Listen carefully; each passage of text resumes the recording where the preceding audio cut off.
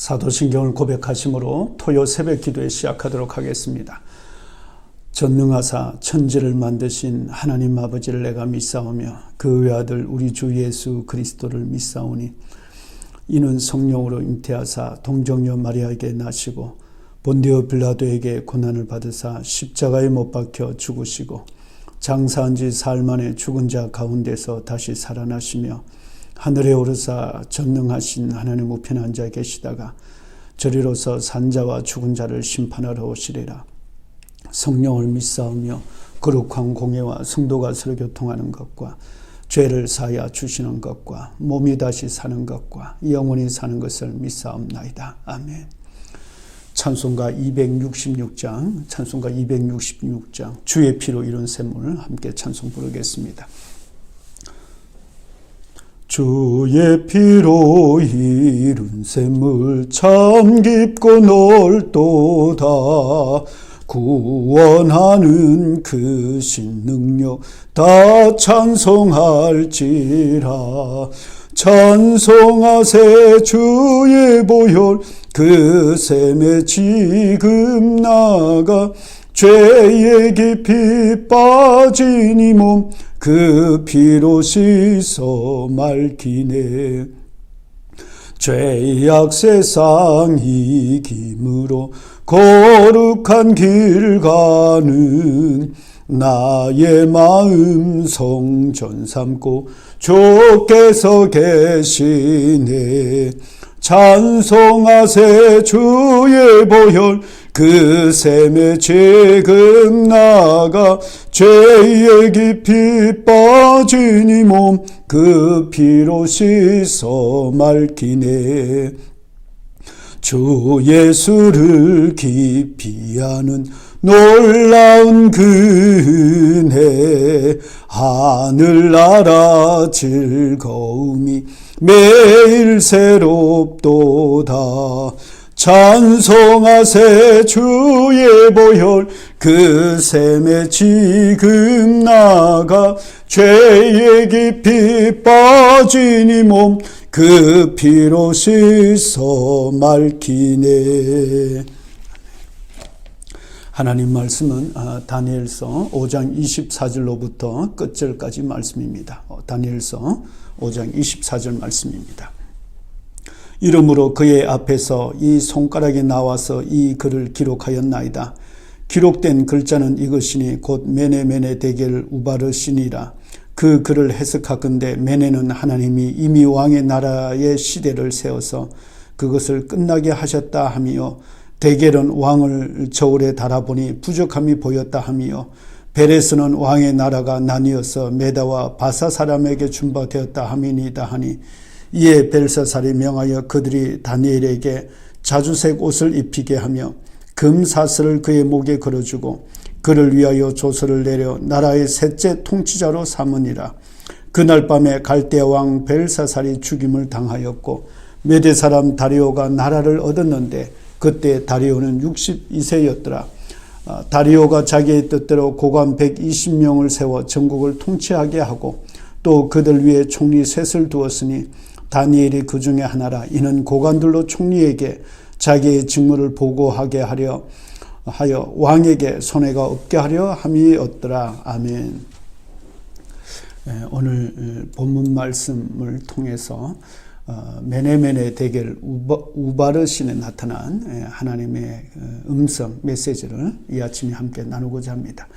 오늘은 벌써 11월의 마지막 토요일입니다. 우리 주님과 함께하는 감사가 넘치는 복된 날 되시기를 주님 이름으로 축복합니다. 본문 말씀을 통하여서 하나님께서는 모든 역사와 나라와 개인의 운명을 주관하시는 분이심을 우리로 하여금 깨닫게 해주고 있습니다. 먼저는 하나님께서 직접 석회벽에 쓰신 글을 통해서 우리에게 주시는 하나님의 말씀입니다. 25절과 26절 말씀인데, 기록된 글자는 이것이니 곧 메네메네 데겔 우바르시니라.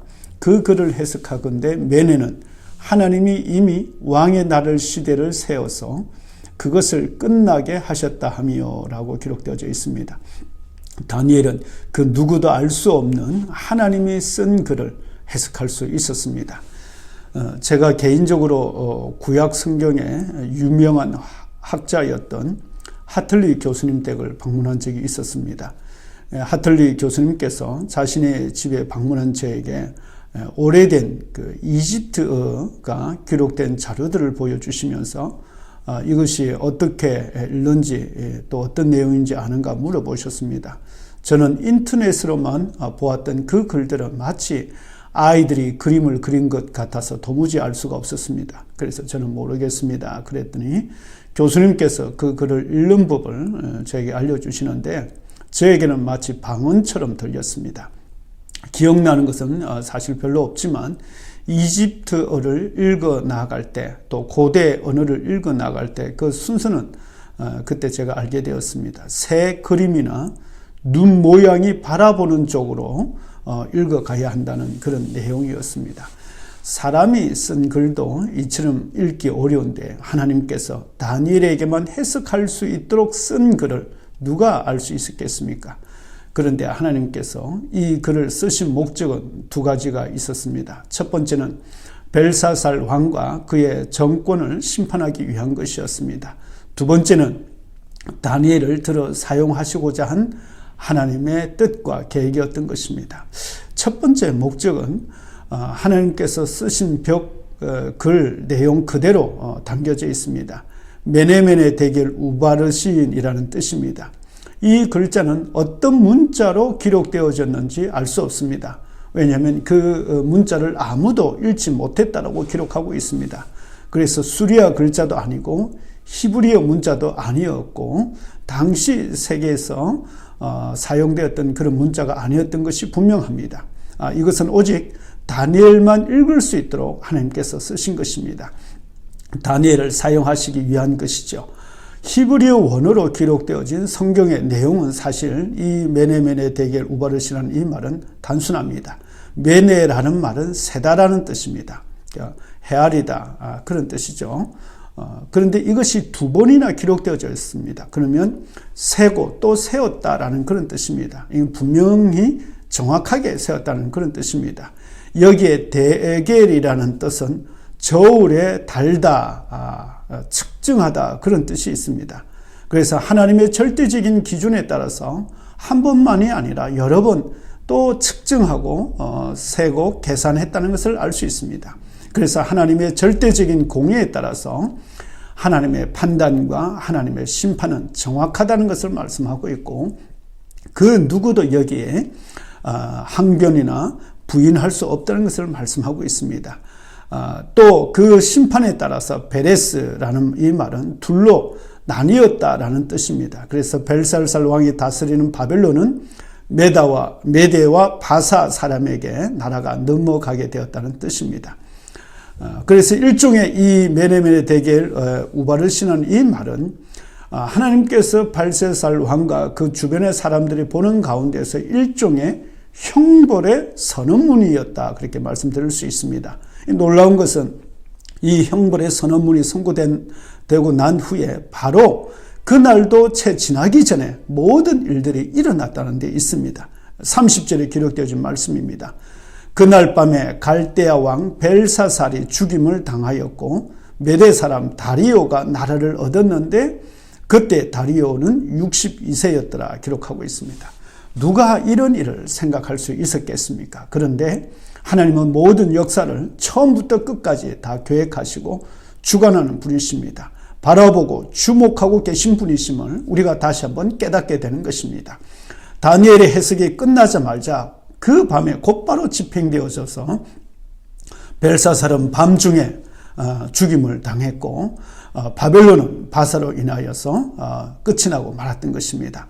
사실 역사의 기록들에 나타난 벨사살 왕이 머물고 있었던 당시 그 왕궁이나 그 성은 난궁불락의 천년 요새로 그렇게 알려져 있습니다.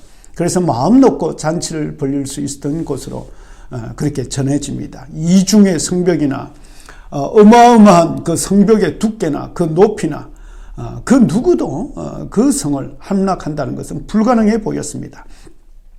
여기에 자연 환경과 여건도 천년 요새였던 것입니다. 그 성벽 주변으로는 유브라데 강물이 흐르고 있었습니다. 그런데 바사 메대 연합군을 인수를 하여 온 그 고레스는 성 주변으로 흘러 들어가는 이 유브라데 강물을 막고서 다른 데로 그 강물을 돌리는 공사를 미리 해두었다고 합니다. 그리고 그날 밤에 그 수로를 다른 데로 돌려서 그 주변을 마르게 하고 그리고는 군사들을 성 안으로 투입시켰다고 합니다. 그 성 안에 군사들이 들어갈 때까지 그 누구도 알지 못했고 잔치는 계속되었다고 합니다. 그래서 그날 밤 벨사살 왕과 그 군대들은 아무것도 하지 못하고 그날 밤으로 모든 것이 끝이 나고 말았다는 것입니다.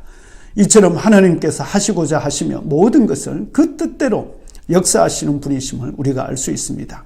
하나님은 저와 여러분을 날마다 주목하고 계신다는 것을 우리는 기억해야 합니다. 우리가 생각하는 것 하나님께서 아시고 계십니다. 우리가 말하는 것 우리 주님께서 아시고 계십니다. 그래서 늘 우리의 마음의 중심, 마음의 생각 그것이 하나님 기쁘시게 하도록 오늘도 저와 여러분 그렇게 살아가시는 우리 귀한 성도님들 다 되시길 축복합니다. 두 번째는 오늘 본문 말씀을 통해서 우리에게 주시는 귀한 교훈이 있습니다. 과거의 교훈을 잊어버리면 우리에게는 미래의 소망이 없다는 것입니다. 벨사살 왕은 세상의 모든 권력과 부를 그리고 그에게 주신 모든 화려한 생활들은 그 아버지에게서 다 물려받았던 것입니다. 그렇지만 그 아버지에게서 정작 물려받았어야 할 아버지의 어떤 삶의 교훈들 또 여러 가지 귀한 진리들은 전혀 그가 물려받지 못했던 것입니다. 이것은 다니엘이 벨사살 왕에게 했던 진언에도 그대로 잘 나타나 있습니다. 다니엘 5장 22절 23절 말씀인데 벨살살이여 왕은 그의 아들이 되어서 이것을 다 알고도 아직도 마음을 낮추지 아니하고 도리어 자신을 하늘의 주제보다 더 높이며 라고 충언했던 것입니다. 여러분 과거를 잊어버리면 미래가 없습니다. 과거의 교훈에서 떠나면 미래에 대한 소망이 없는 것입니다. 벨살살은 그의 아버지에게 권력과 부는 물려받았지만 그보다 더 중요한 인생의 교훈, 인생의 의미, 삶의 목적은 잊어버리고 살았던 것입니다.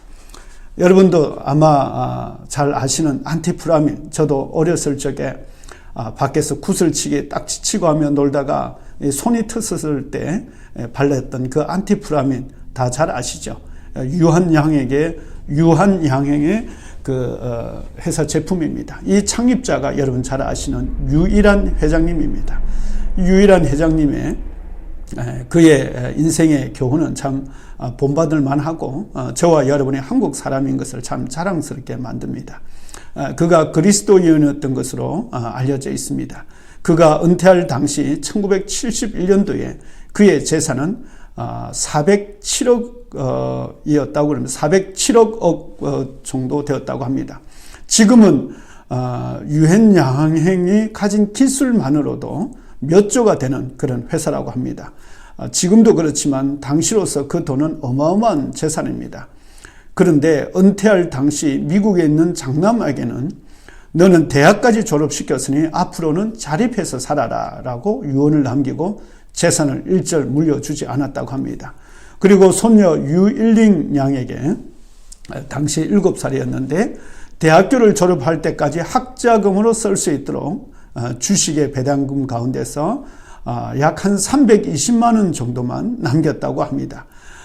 그리고 그 유한양행은 자신의 아들 유일슨에게 회사를 물려준 것이 아니라 당시 전무였던 조권순 전무에게 물려주었다고 합니다. 그런데 이 유일한 회장님의 이야기도 감동적이지만 그의 아들의 이야기들도 참 감동적입니다.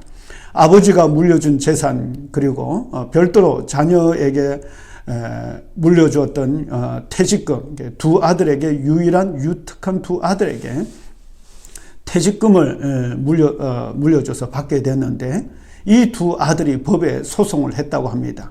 그런데 그 소송 이유가 퇴직금이 너무 많다는 것이었습니다. 그래서 당시 판사가 세상에 이런 집안이 있나라고 그렇게 아연실색했다는 그런 이야기도 전해져 오고 있습니다. 그 아들인 유일선 씨가 그 손녀에게 학자금을 물려줬을 때 했던 이야기입니다. 아버님은 예전에 대학까지 졸업시켰으니 앞으로는 자립해서 살아가라라고 유언하신 적이 있는데, 만약 제가 손녀의 학자금 명목으로라는 이유로 이 돈을 받으면 세상이 저를 욕하지 않겠습니까? 라고 했다고 합니다. 오늘 우리들의 마음을 참 부유하게 해주는 좋은 믿음의 가정입니다. 과거를 기억하며 지난 교훈을 잊지 않고 살아가면 우리가 내일이라는 시간을 소망으로 우리는 물려받게 되는 것입니다. 그래서 내일은 항상 과거를 우리가 생각하며 거기에서 좋은 교훈을 우리가 기억하고 지키는 것입니다. 과거를 기억하고 미래로 나아가는 삶, 이것이 그리스도인의 삶입니다. 저와 여러분들이 이런 귀하고 복된 삶을 사시기를 주님 이름으로 축복합니다. 기도하겠습니다. 거룩하신 아버지 하나님, 감사합니다. 우리 하나님께서 하나님 말씀과 또 하나님의 사람들의 그 귀한 삶을 통해서 오늘 우리의 삶을 허락해 주시고, 또 내일에 대한 소망과 부활과 하나님 나라와 영원한 나라를 우리로 꿈꾸게 하심을 감사합니다. 아버지 하나님, 우리로 하여금 우리의 눈을 떠서 밝게 하나님 나라와 또 하나님의 그 모든 세계를 바라볼 수 있는 우리 사랑하는 성도들 다 되게 해 주시옵소서. 오늘도 이 소망으로 살아가는 복되고 귀한 성도들 되게 하옵소서. 예수님 이름으로 감사하며 기도드리옵나이다. 아멘. 이 아침에 우리가 합심해서 통성으로 기도하도록 하겠습니다. 내일 거룩한 주일입니다. 하나님 앞에 우리가 또 감사의 11월 하나님 온전한 감사로 예배드리게 해 주시옵시고, 우리가 진정한 믿음의 고백과 우리 삶을 통해서 하나님을 영화롭게 해 주옵소서라고 기도하신 저와 여러분들 되기를 바랍니다. 모든 예배 준비 또 11월에 남은 귀한 이제 시간들 하나님 잘 보낼 수 있도록 축복해 주시고, 또 소망 가운데 12월을 맞이하도록 함께 기도해 주시기를 바랍니다. 이 시간 다 함께 통성으로 기도하도록 하겠습니다. 거룩하신 아버지 하나님, 은혜와 사랑을 감사합니다. 하나님, 11월 한 달이 벌써 이제 다 지나가고 11월의 마지막 주일을 맞이하게 됩니다. 하나님, 늘 우리가 예배드릴 때마다 여러 가지 어떤 상황 환경에 있든지 하나님 앞에 감사의 고백과 감사의 예배 드릴 수 있는 우리 사랑하는 성도들 다 되게 해 주옵시고, 하늘과 땅과 모든 역사와 모든 개인의 삶까지도 다 주관하시는 우리 하나님의 그 도우심, 그 하나님의 큰 권능을 의지하여서 오늘도 담대하게 믿음으로 살아가게 해 주옵소서. 내일 거룩한 주일의 예배입니다. 성령 충만케 하여 주시옵시고, 하나님께서 예배하신 은혜로 우리에게 베풀어 주시옵시고, 온 땅이 예수 그리스도를 알아가며 온 땅이 전능하신 아버지 앞에 무릎 꿇어 경배하는 그날이 이르도록 우리로 하여금 복음을 전하는 것과 하나님의 선한 역사에 쓰임받게 주옵소서. 사랑하는 온 성도들의 기쁨으로 거룩하고 복된 주일 맞이하길 원합니다. 예수님 이름으로 감사하며 기도드리옵나이다. 아멘.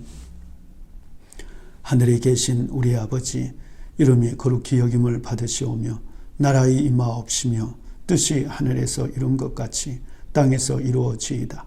오늘날 우리에게 일용할 양식을 주옵시고, 우리가 우리에게 죄지은 자를 사하여 준 것 같이 우리의 죄를 사하여 주옵시고, 우리를 시험에 들게 하지 마옵시며 다만 악에서 구하옵소서. 대개 나라와 근세와 영광이 아버지께 영원히 있사옵나이다. 아멘.